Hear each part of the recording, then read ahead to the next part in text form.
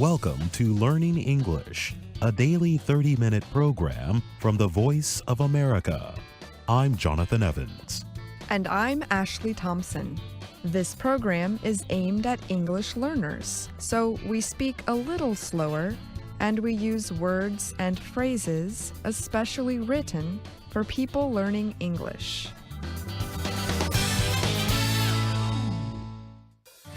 Today on the program, you will hear from Katie Weaver and Brian Lynn. Later, we will present our American history series, The Making of a Nation. But first, here is Katie Weaver. The human rights group Amnesty International has criticized several European countries for blocking migrant rescue ships from their ports. Amnesty International called the situation shameful. The group said Europe's migrant policy was putting lives in danger at sea and also in the country of Libya. Most asylum seekers leaving Africa appear to be leaving from Libya. The rights group made its statement after a migrant rescue ship was permitted to unload people in Malta after spending 19 days at sea. Almost 50 migrants were on the ship. Several European ports had refused it entry. Matteo De Bellis of Amnesty International said the problem is the result of Europe's decision to let Libya deal with border security. De Bellis said that non-governmental organizations, or NGOs, are operating the rescue ships, but they face hard choices. He said, "The only thing that the Libyan Coast Guard can tell the NGOs is to go back to Libya and disembark people there. But it is forbidden by international law to disembark people in a place where they are going to be exposed to torture." Many European countries have ended their rescue efforts in the Mediterranean Sea. Now, aid groups have stepped in. Many southern European countries say it is unfair that under EU law they must take in the refugees. De Bellis said, "There is no mechanism enabling European government, European states, to share responsibility among them for the assistance of those asylum seekers." Spain recently blocked the Proactive Open Arms rescue ship from leaving port. Italy's Interior Minister, Matteo Salvini, praised the action. Salvini said, "If the European Union and the other European countries will follow up words with actions, Europe will be rescued. But if words will not be followed by actions, Europe doesn't exist." The EU has said the flow of migrants to European countries has fallen by 92% from its highest levels in 2015. Amnesty International said this means that concerns about migration causing problems in Europe are false. De Bellis said, "There are constituencies that believe Europe is under siege from migration." Several EU member states now have anti-immigration governments, making it unlikely that the EU will agree on refugee limits anytime soon. I'm Katie Weaver.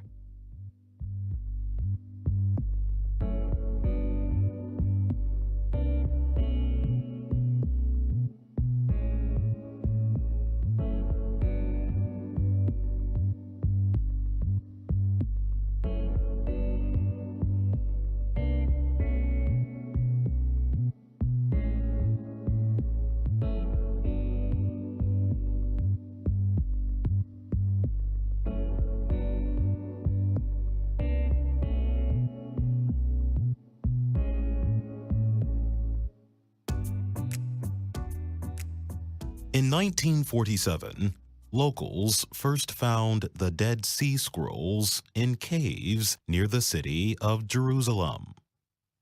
The scrolls contain ancient religious writings, some more than 2,000 years old.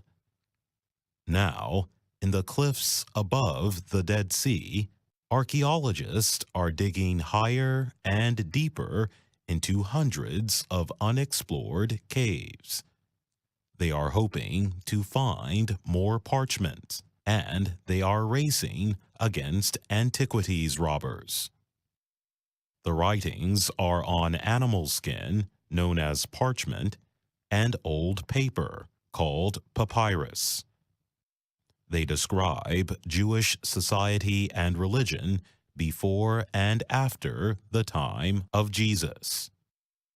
Oren Gutfeld, an archaeologist at Hebrew University in Jerusalem, said, "In the last few years, we noticed new pieces of scrolls and parchments arrive on the black market. It drove us to return to the caves." In 2017, his team discovered remains of storage jugs in an unexplored cave known as 52B at Qumran.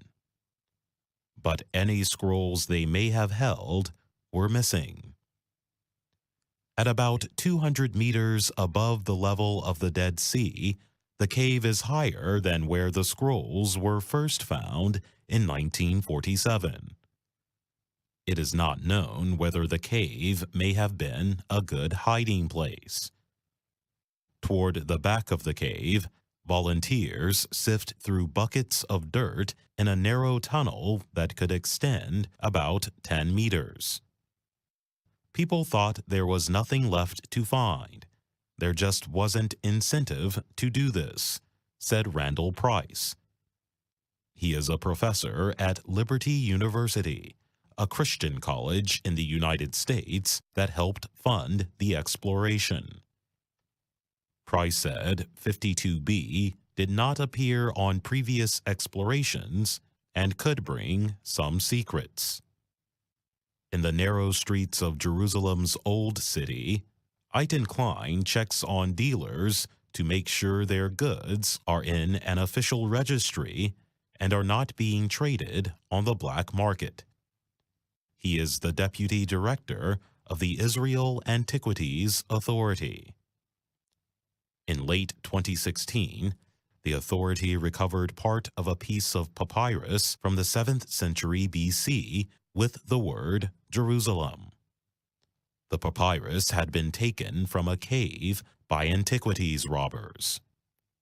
Klein said, "The assumption is that there are still artifacts inside the caves waiting to be found. The question is, who will discover them?" In 1952, archaeologists also found what became known as the Copper Scroll in Qumran. Unlike other scrolls written on parchment or papyrus, this was a list of 64 hiding places for gold and valuables etched on copper. Hebrew University's Gutfeld said the treasure referred to what may be from the ancient Jewish temple in Jerusalem. In 2006, his team found 2 man-made tunnels near Qumran that he believes matched a description of the Valley of Shadow in the Copper Scroll. One of the tunnels, about 2 meters high, extended 125 meters underground. No treasure was found, but Gutfeld promised to continue searching in new spots. He said, "I'm not a treasure hunter. I'm an archaeologist. We hope to find any hint or relationship to what we know from the text of the Copper Scroll." New discoveries could also help solve the debate over who wrote the Dead Sea Scrolls.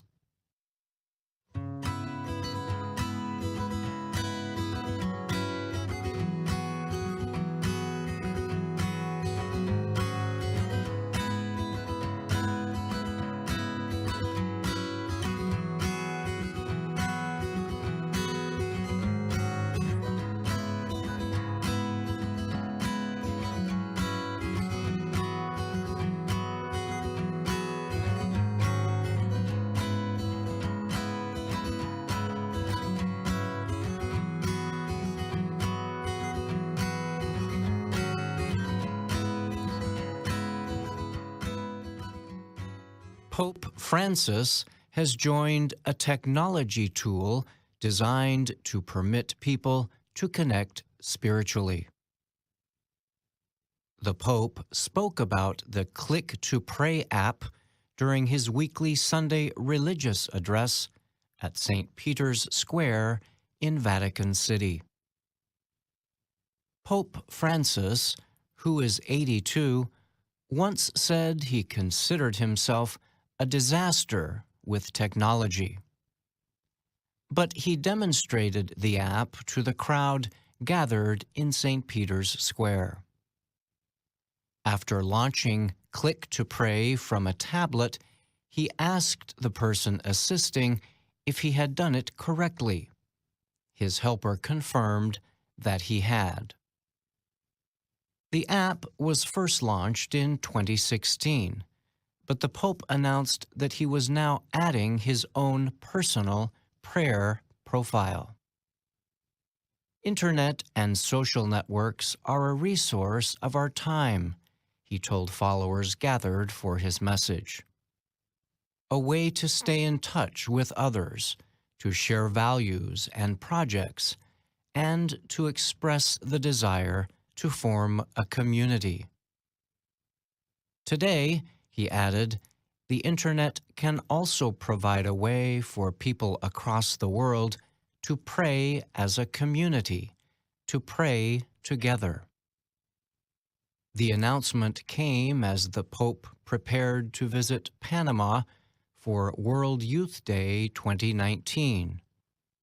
The international Catholic gathering is expected to draw more than 150,000 young people from around the world. The Pope said he believes the app is a good way for young Catholics and others to share their prayers through the Internet and electronic devices. I, above all, invite you, young people, to download the app, he told the crowd. The app will inform users what the leader of the world's 1.3 billion Roman Catholics is praying for so they can join him. Here I will put in requests for prayers for the church mission, the Pope said. Users can also learn what other members of the social network are praying for and join them in prayer as well. The Click to Pray website also lists worldwide prayer campaigns users can join. It said that so far in January, more than 1.4 million prayers had been added to Click to Pray. During his address, Pope Francis spoke of one world event that could unite users of the app in prayer. Last weekend, 170 migrants were feared lost in the Mediterranean after leaving in small boats from Libya and Morocco. They were looking for a future for their lives, and perhaps they were victims of human traffickers, Pope Francis said. Let us pray for them and for those who are responsible for what happened. The Click to Pray app is currently available in English, Spanish, Italian, French, Portuguese, and German. Versions will be launched soon in Chinese and Vietnamese. The app is available for both Android and iOS devices. I'm Brian Lynn.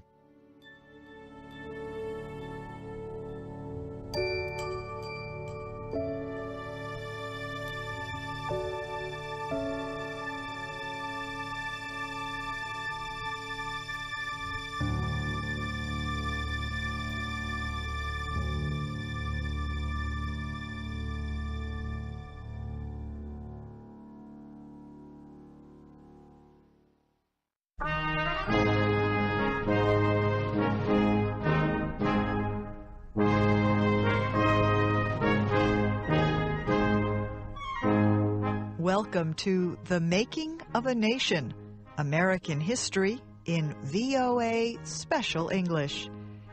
As we reported in our last program, slavery supporters failed to push through Congress a bill to make Kansas a slave state. Congress instead let the people of Kansas vote on the statehood constitution written by pro-slavery men.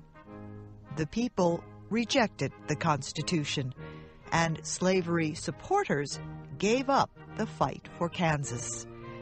Here are Steve Ember and Bob Doty to continue the story.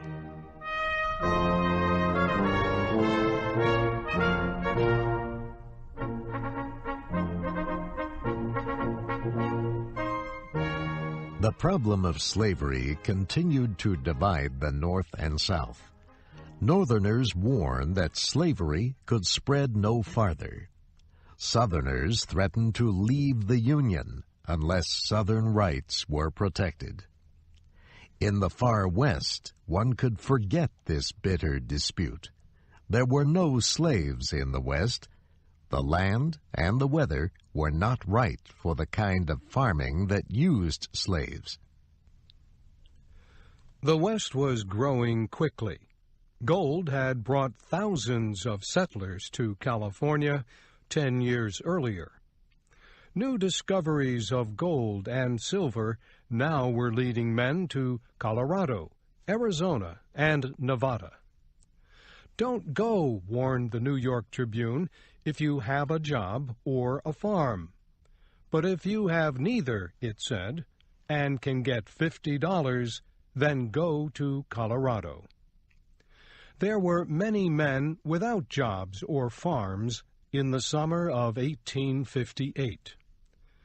The country had suffered a serious economic depression the year before, and jobs were difficult to find. Thousands left cities in the east. The first ones to reach Colorado reported that gold was easy to find. They said any man who worked hard could find $5 to $10 worth of gold a day, and sometimes even more.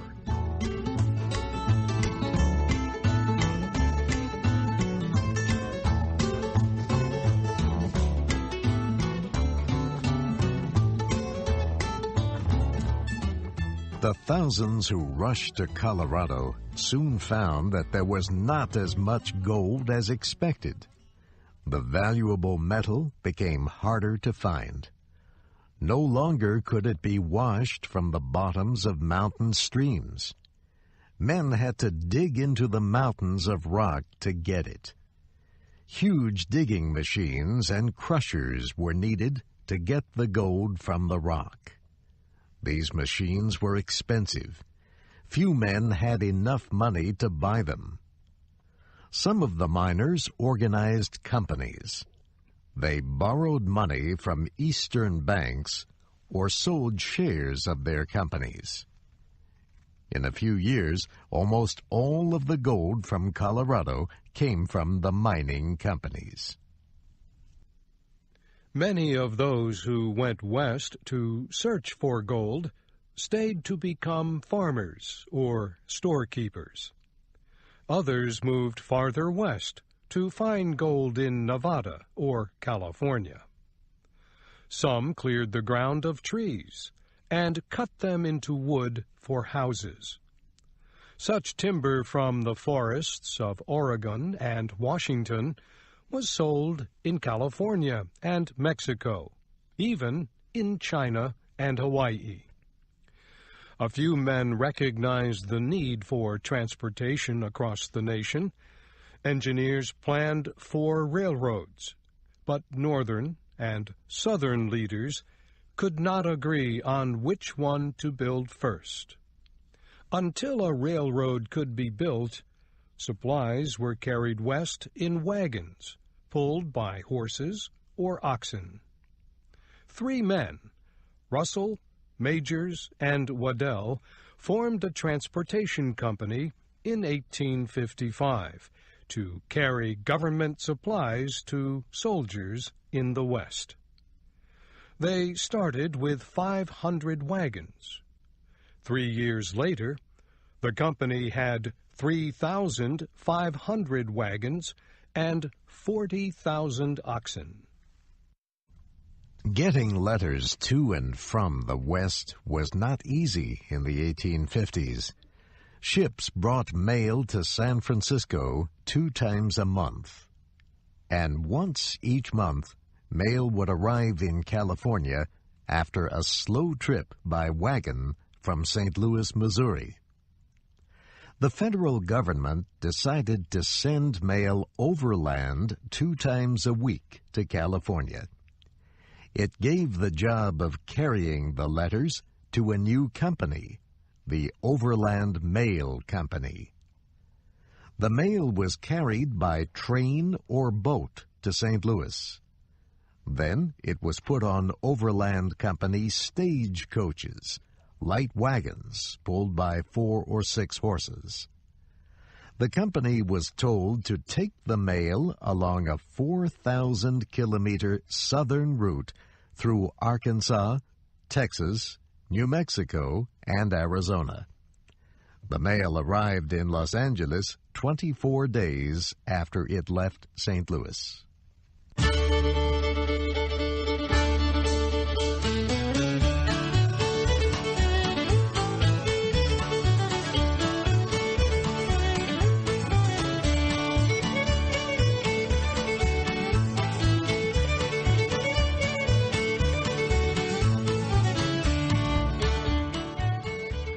There was a shorter way across the country, but the postal chief was a Southerner, A.V. Brown.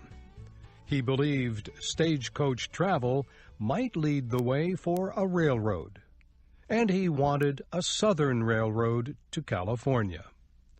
Brown said the southern route was the only one that could be kept open in all seasons.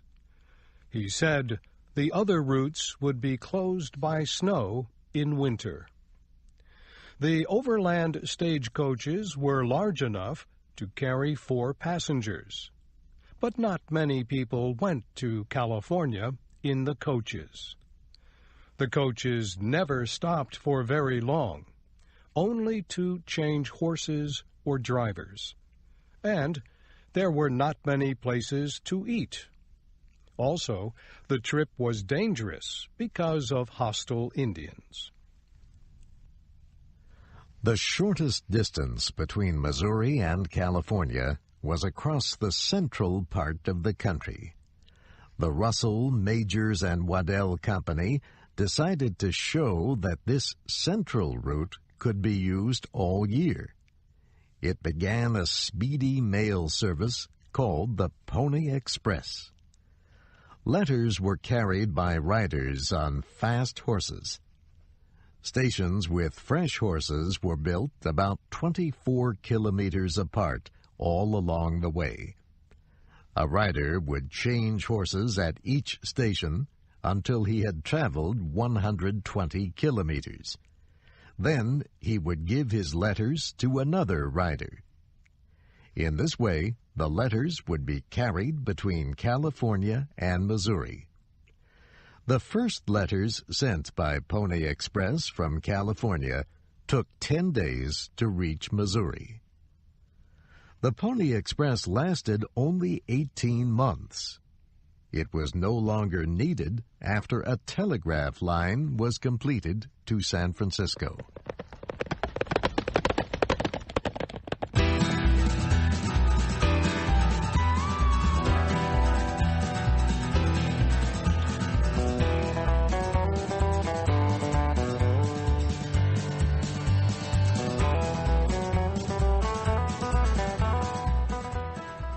As communications and transportation improved, the government was able to increase its control over the West. But closer ties were not welcomed between the government and a religious group known as the Mormons. The Mormon religion was started by a young New England man named Joseph Smith. In 1823, At the age of 18, Smith claimed that an angel told him of a golden book. He said the book contained God's words to the ancient people of America. Smith said he was able to read the strange writing in this book and put it into English. He called this work the Book of Mormon. He organized a church and made himself its leader. Many people became Mormons. They believed themselves to be a special people chosen by God. Mormons worked hard. They helped each other and shared with those in need. People who did not agree with the beliefs of the Mormons did not like them. Trouble developed between Mormons and other people. Joseph Smith was forced to move his people from New York to Ohio and then to Missouri. The Mormons seemed finally to have found a home in Illinois. They built their own town and called it Nauvoo. They governed themselves and had their own defense force. The Mormons did so well that Nauvoo became the fastest-growing city in Illinois. Then some members of the group split apart because of a new message Smith claimed to have received from God. Smith said God gave permission for Mormons to have more than one wife. This was polygamy, and it was opposed by almost all people. Some of the Mormons who left the church published a newspaper criticizing Smith and the other Mormon leaders. Followers ordered by Smith destroyed the newspaper's publishing equipment. This caused non-Mormons to demonstrate and demand that Smith be punished.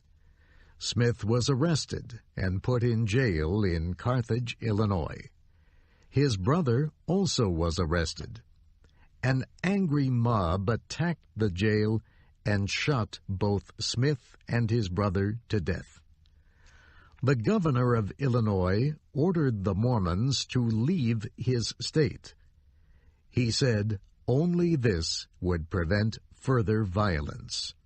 There was no choice. They had to leave. The Mormons had a new leader, Brigham Young. Young decided to take his people west and find a new home for them. He wanted a place where they would be safe, where no one could interfere with their religion. Brigham Young told his people that he had seen their new home in a dream. He said they would search for it in the west, for a wide, beautiful valley.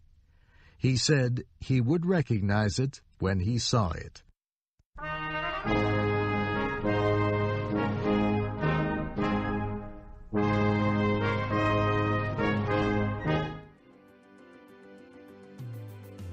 And that's our program for today. Listen again tomorrow to learn English through stories from around the world. I'm Jonathan Evans. And I'm Ashley Thompson.